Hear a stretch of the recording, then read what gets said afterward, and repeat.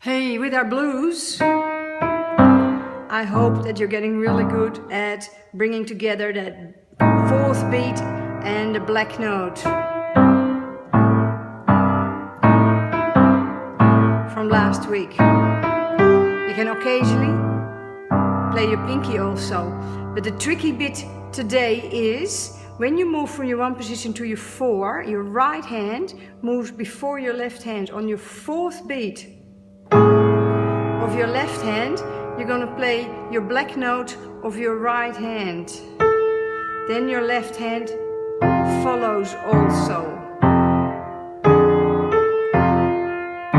Same when you go back to your one position, your black note of the one position goes together with the fourth beat of your left four position. Let me do that again. So from the beginning.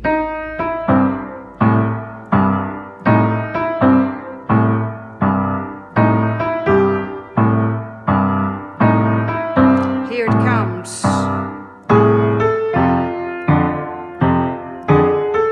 Here it comes again.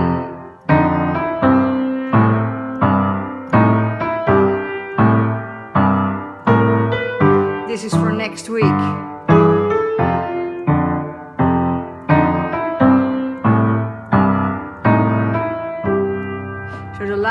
So the main thing to remember is that when you move your right hand to the four position black note already, you're still playing your C and A in the left hand. And then on your F, your left hand moves as well. Same happens when you go back to your one. You put your second finger on the black note already, and you play it with the fourth beat of the four position. And that is really good for your brain. That is called blues. We learned also an add 9 chord. Add ninth chords are particularly nice in a song like "What would you do if I said I like you?" Exactly the same as before, but add 9 means you add in your second note in the right hand. See that? Your second note is the same as your ninth note, the way that your first note, your C, is the same as your octave, your eighth note. So your ninth note is the same as your second note. It's also where your second finger is. So in your right hand, you now play a 4-note chord. The only finger that you don't play is your ring finger. What would you do if I said I like you? Let me move the camera. Would you like me to? What would you do if I said I love you? Would you love me too? Would you hold me tight? Would you open wide and keep on, keep on, keep on, keep on, keep on loving me? You can hear it has a bit more of a pop or a new age sound than just a simple C chord. We're gonna do a few more variations with that in the next few weeks. In the meantime, we also have the end of Esperance. Last week we did the B flat.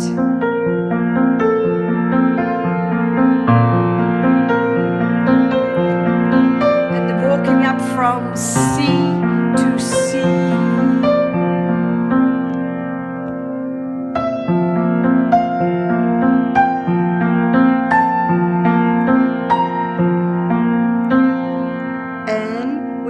Our hands in the F major 7th position. You remember the F chord with the major 7th, because it's right next to your octave. And we are going to play finger 5, 3, 2, 1, 2, 1, 2, 1. We do that twice.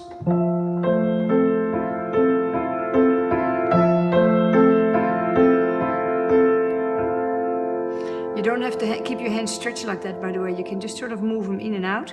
Same when you get to the next chord. This time we're going to play our finger 5 and 4. Not our finger 3. We take our second finger, our pointing finger, and we put it in both hands on the B flat. Then your thumbs end up on the D and the G. They're about 1/4 apart. And you do the same pattern. 5, 4, B flat, 1, B flat, 1, B flat, 1. So it's still a 5, 4, 2, 1, 2, 1, 2, 1, 4, 2, 1, 2, 1, 2, 1. And just be gentle, nearly stroke the piano in how you play these notes. That gives you a bit more control over how loud you bring them down. Then you can go back to the beginning, play the whole song again, or you can finish off with this beautiful F add 9 chord, really high on the piano. We are gonna play.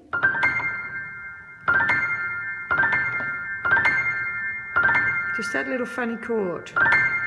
And the way I want you to play it is very similar to how you would play it on a hard surface on the table. Not playing your 4th finger, but just sort of rocking your hand or rolling your hand, your wrist, a bit like you're nervous. And it feels better on a hard surface because you're not actually pressing down. You're just dropping these notes down like domino stones. And that is the end of Esperance. See you next week.